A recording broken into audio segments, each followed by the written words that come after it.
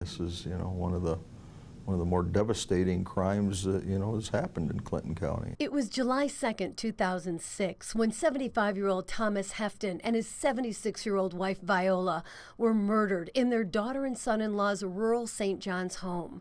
Clinton County Detective Sergeant Fritz Sandberg was on the case then and still is now, 8 years later, as the lead investigator. Sandberg says he's never lost sight of finding the couple's killer. There's not a day that goes by where, I read every report and every arrest that comes through this agency, and every single arrest or major crime that I look at, I look to see if I can tie it back to 2006 to see if that element was present at that time, and if there's going to be something that may link it to that investigation. Even now, he's following up on tips, adding to the list of people interviewed and polygraphed by detectives. It's believed the Heftons arrived at the North Watson Road home around 7:30 that July night after leaving a fast food restaurant in St. John's.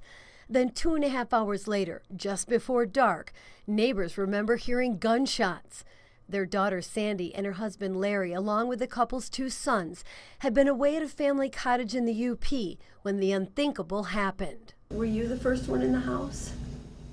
I think I was, but I think the boys were right behind me, and in fact, Greg was the one that said to me, "Mom, here's Grandma."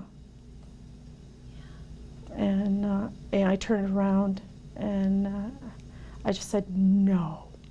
Greg was a teenager at the time, so I asked him if losing his grandparents in such a tragic way led him to become a police officer. Oh, definitely. I've told people that ask me about that all the time. There's something about the night when we got there and discovered what had happened. I ended up calling 911, and the comforting feeling I had when you could look down towards 21 and you can hear the cars coming, you can see the red and blue lights coming, and you thought, we've got help on the way, we're going to be fine. And it's my hope that I never have to go to a call like that, but I'd like to be able to bring that same comfort level to other people in their times of need. Both Greg and his younger brother Jeff have fond memories of their grandparents, making their cold-blooded murders even more senseless. Number one thing I remember about them, just 2 of the nicest people you'd ever want to meet, which is what makes this all not make sense to me. How's your heart? Oh, I miss them. There's, a big hole in my heart. It's hard to believe that it happened. Yeah. But then there's always the hope someday the right tip is going to come in. And that's what we're waiting for, is that tip.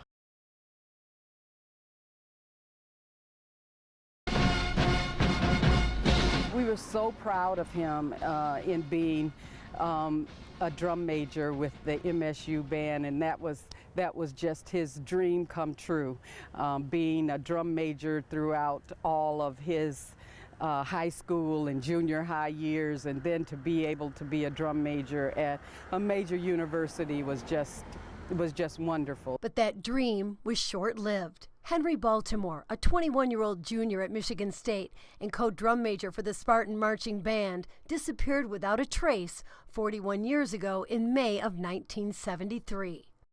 In March of that year, Henry was robbed at gunpoint.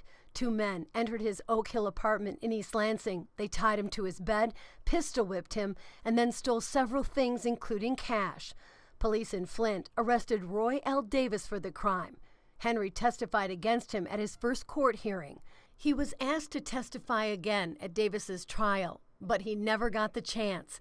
2 days before the court date, Henry went missing. His life had been threatened if he was to testify, and so we were very concerned that something really did happen since he hadn't shown up at all. Witnesses tell police that 2 men went to his apartment complex and were pounding on his door, but to this day, nobody knows why. That's one of the leads that we're working on today. Henry's sister Laurel was planning on typing a final exam paper for Henry, but when she got to his apartment, he was nowhere to be found. We saw that his car was still here, and once we got into the apartment, all of his things were there. His money, his wallet, everything was still there. And so that's when we knew that something was not in order. His roommates told her he hadn't come home the night before. Laurel's heart sank, and she knew she had to tell her father. When I had to call my dad, I knew that it was going to be tough to just say, you know, Dad, we haven't been able to locate Henry, and we don't know where he is. Henry Sr. drove from Jackson to East Lansing so he and Laurel could file a missing person report with the East Lansing Police Department. That was the first time that I saw my father actually cry. Him being an ex-Marine, he was very strong, and he just could not believe that this had happened to his son. He was always a big brother role model. He put me on his shoulder and just say, follow me. He would just say, ask me some questions, you know, and he says, hey, to be a leader, this is what you have to do. We stayed in constant contact with him all the time, and so for him to just leave, which is what had been suggested, we just felt in our hearts that that just wasn't possible. The entire family always believed he didn't just walk away, especially his mom, Doris, who passed away this spring, with the empty feeling of not knowing what had happened to her son. She'd always talked about one day we would be able to know what had happened to him. Just that peace of knowing is what we needed. But for Doris, that peace never came. And for the last 40 years, it's haunted Henry's entire family. I would like some closure, not only for myself, but really for them as I enter into the second generation of Baltimore's of not knowing where my uncle is. I'm convinced that there's one, if not more people that know, one, where Henry's at today, two, who did what to him, and I'm just asking for those people to come forward. You know, it's been 41 years. The players in this are all over the country. They're 60, 65 years old now. Both Henry's parents never got any closure. And now's the time to come forward if you know something, to tell us what you know, so we can lay Henry to rest, give the family some closure.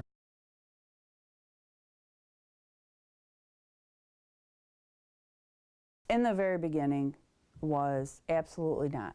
There's no way that he would ever harm his children. But as the years have gone by, and I step back and I think he wanted to hurt me, and he knows the most hurtful thing would be something happening to my children. It was Thanksgiving 2010 when Tanya Zuvers allowed her 3 young boys, Andrew, Alexander, and Tanner, to spend Thanksgiving with their father. Tanya and John Skelton were going through a divorce, and she had sole custody of the boys. The plan was for them to stay overnight with John, and he would bring them home the next day, but he never did. So to think that he would just up and take them away from everything they ever knew just doesn't make sense to me. And I can't even try to like crawl into his head to figure out what he was thinking, because he just, those last few months before the boys went missing, he was just somebody different that I had not known for 10 years. A massive search was launched to find the boys. State police set up checkpoints and handed out flyers. If you should know anything or nobody knows anything, please have them call that phone number on the flyer, okay? Thank you. And volunteers walked area fields looking for some trace of the boys, but found nothing. As time went on, the investigation revealed that John drove to Holiday City, Ohio, about 20 miles from Morenci, the day after Thanksgiving. He returned home that same day, but without the boys. In September of 2011, John Skelton was arrested and pled no contest to 3 counts of unlawful imprisonment after he claimed he gave the boys to some unknown individuals. Turn the children over to their mother pursuant to my order of November 29th. Skelton is now serving a 10 to 15-year prison sentence. And to this day, he has not changed his story, and it still leads us to believe that he's the only person that is involved with the disappearance of these boys.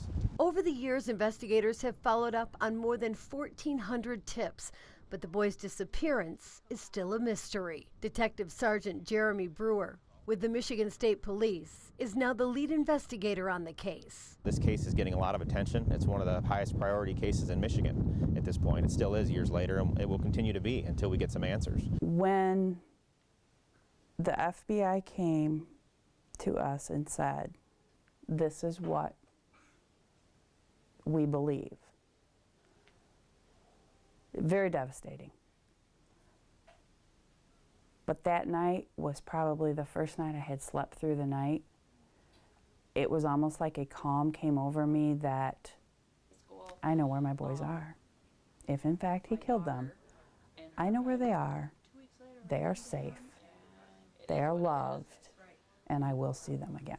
And seeing what they might look like now, at the ages of 12, 11, and 9, breaks their mother's heart. There's always a hole. It doesn't matter what we do.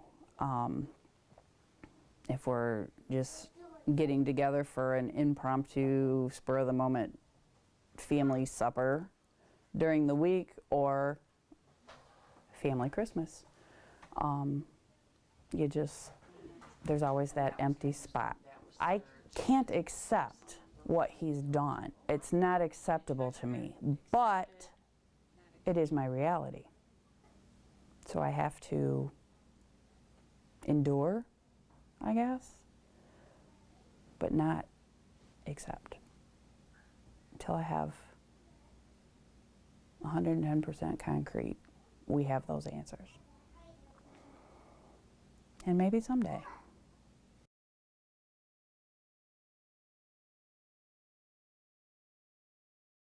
I'm still numb. It's still like a dream I'm trying to wake up from.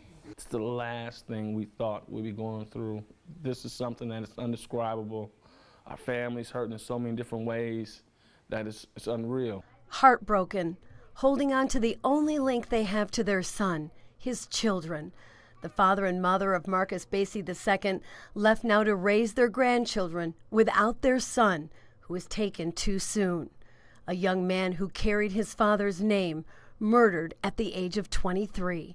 Marcus, a father of 6, was shot and killed in the middle of the street in the Lansing neighborhood where he grew up. 10 years ago, prior to this happening, we owned a duplex on that street. We lived on that street. We played on that street. I mean, my son played on the street. I know these people. That's what makes me so mad. This is where I lost my son at. It's hard. I mean, like I said, it's the hardest thing I ever dealt with in life. It was senseless. Didn't need to happen. This was at a candlelight vigil for a young man who had just died. And my son happened to be in the wrong place at the wrong time, and he lost his life. Just tell something.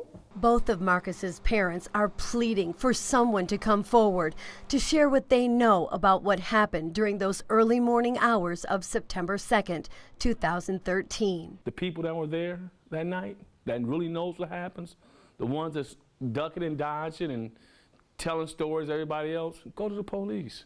The people that had that gathering, unfortunate, they had a gathering for their lost one.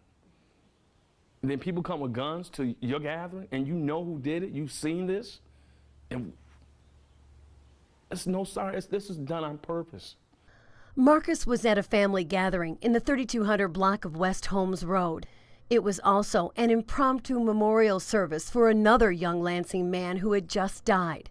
Investigators say a group of young men showed up there, and words began to fly between them and Marcus's cousins. We have information that this 6 young men were a member of a gang, that they had guns. A number of them had guns. This verbal altercation escalated into a physical altercation. Marcus, witnesses tell us, went to help one of his cousins who was being assaulted by 2 individuals. As Marcus went to help him, Marcus was shot. I have to believe that there were people who saw things there, that there were people who maybe actually physically witnessed the shooting, and we need to speak to those people. We need their side of the story. We need their help to get justice for this young man and his family. Witnesses say more than 30 people were at that gathering when shots rang out. Marcus wasn't the only one who was shot, but the gunfire claimed his life. The hopes and dreams of a humble young man who was referred to as everybody's son, respectful of his family and friends, working 2 jobs to provide for his children. That's your daddy. I do try to be strong to hold us together. I have my days, they be strong for me, but the majority of the times, you know, I got to pick up the pieces, and then this has been a tremendous loss to my family. I don't know how a parent does it. I don't know, because I lost myself when I lost my son.